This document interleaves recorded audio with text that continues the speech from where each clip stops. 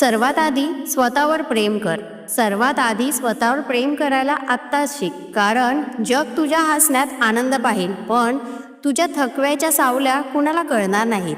तूच आहेस तुझ्या मनाचे संरक्षक, तुझ्या जखमांचे उपचारक.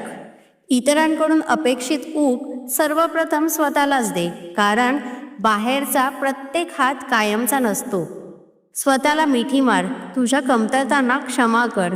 तुझ्या अपयशांच्या ढिगाऱ्यावर तूच उभी राहू शकणारी पहिली व्यक्ती आहेस.